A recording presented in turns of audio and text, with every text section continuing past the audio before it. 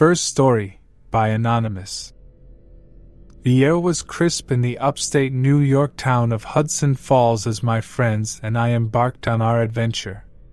We had heard whispers about an old abandoned silk mill located just outside town, a place known to harbor secrets and eerie tales. Our curiosity and youthful bravado drove us forward, despite the warnings from the locals. As we approached the site, we couldn't help but feel an overwhelming sense of dread. The mill stood like a forgotten titan, its brick walls weathered by decades of neglect. The windows were long gone, leaving only empty, dark cavities that seemed to watch our every move. We entered the mill, flashlights in hand, our footsteps echoing through the cavernous space. It was unsettling, to say the least, but nothing could have prepared us for what we would discover. As we ventured deeper into the labyrinthine corridors, we heard faint murmurs and muffled voices in the distance.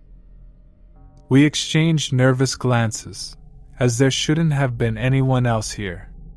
We pressed on, following the eerie sounds, and soon found ourselves in a large chamber illuminated by the eerie glow of candles. In the center of the room, a group of people stood in a circle, their faces obscured by hooded robes. They chanted in a language I couldn't decipher, their voices sending shivers down my spine.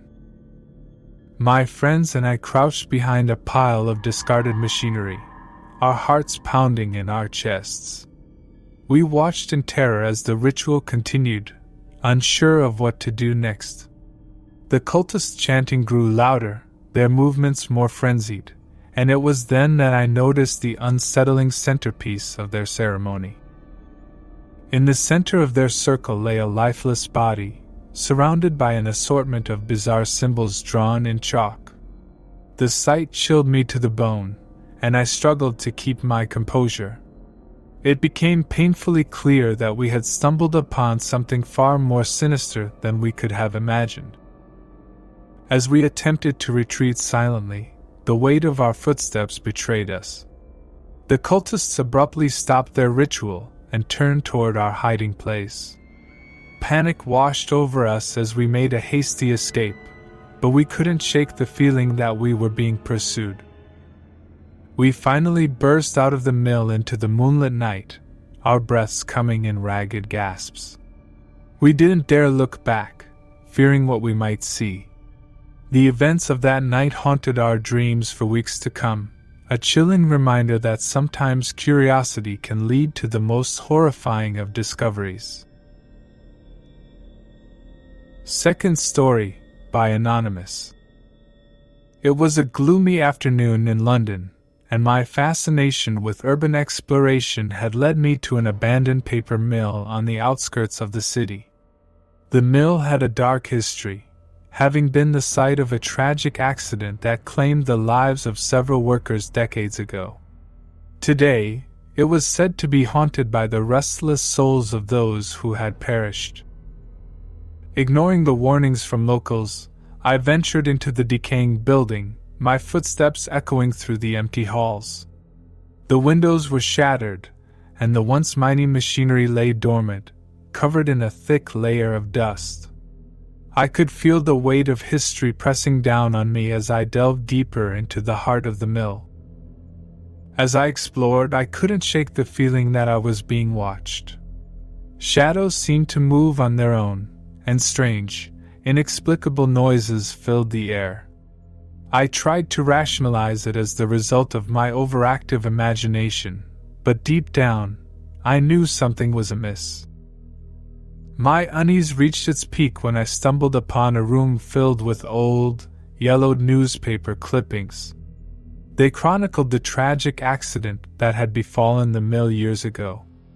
The words painted a vivid picture of the horror that had unfolded within these very walls, and my heart raced as I continued reading. Suddenly, a chilling breeze swept through the room, extinguishing my flashlight. I was plunged into darkness, my heart pounding in my chest.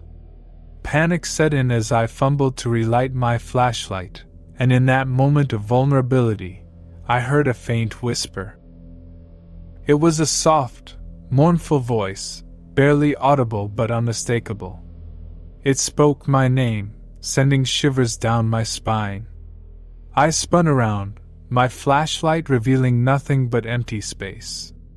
The voice came again, closer this time, and I could feel someone, or something, right behind me. I fled the room in blind terror, racing through the maze of corridors, but the whispering followed me, growing louder and more insistent with each passing moment. It was as if the very walls of the mill were alive, their secrets finally surfacing to haunt me. Finally, I burst out of the mill, my breath coming in ragged gasps. I vowed never to return, but the whispering lingered in my ears long after I had left, a reminder that some horrors are not bound by time or place. Third Story, by Reynolds. It was a crisp evening in Munich, and my friends and I were in search of adventure. We had heard rumors of an abandoned brewery on the outskirts of the city, a place that had been left to decay for years. With flashlights in hand, we set out to explore the forgotten relic. The brewery loomed before us, its once grand facade now marred by graffiti and broken windows. As we ventured inside, the temperature dropped, and a palpable sense of unease settled over us. The air was thick with the scent of dampness and neglect, and the echoing sound of our footsteps added to the eerie atmosphere. We moved deeper into the brewery, our flashlights revealing rusted tanks and discarded brewing equipment. It was a haunting sight, but nothing could have prepared us for what we would encounter next. As we turned a corner, we saw a shadowy figure in the distance, standing still as a statue.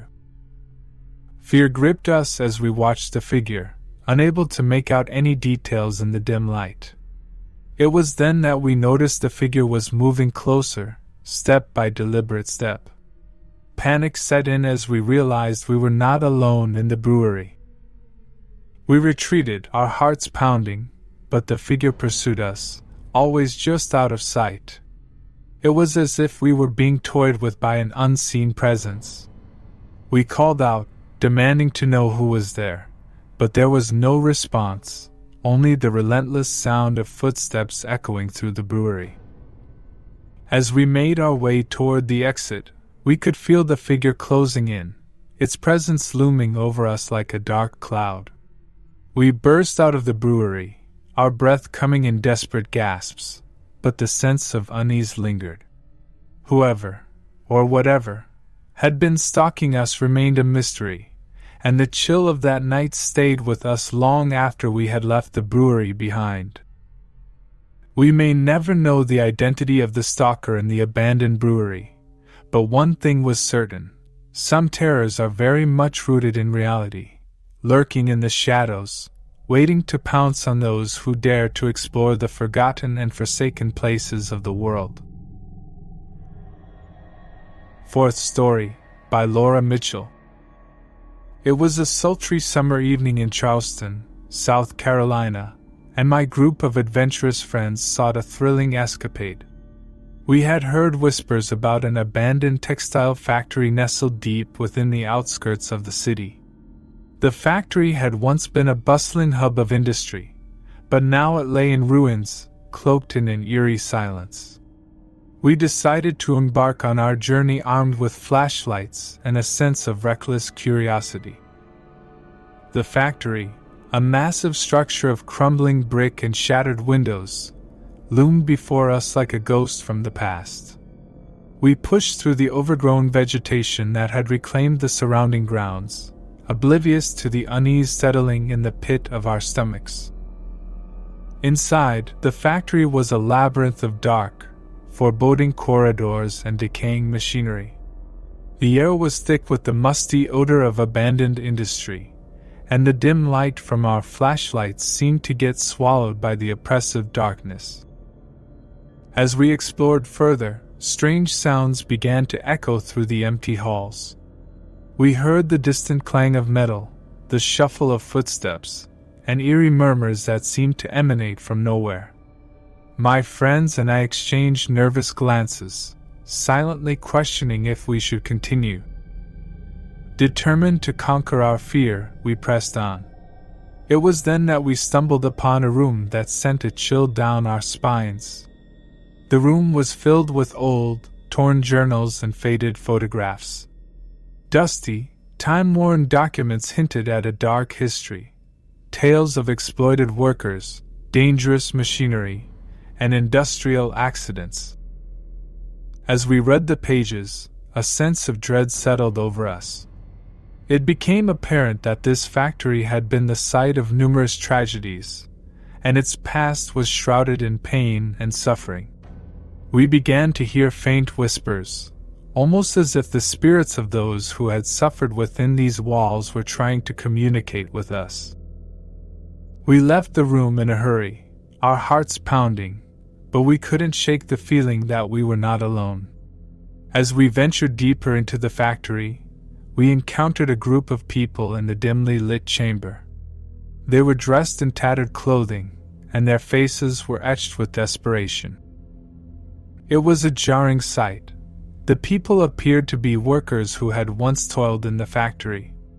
They huddled together, their expressions haunted, and their eyes stared blankly ahead. They took no notice of us as we cautiously passed by. Our unease grew as we continued through the factory.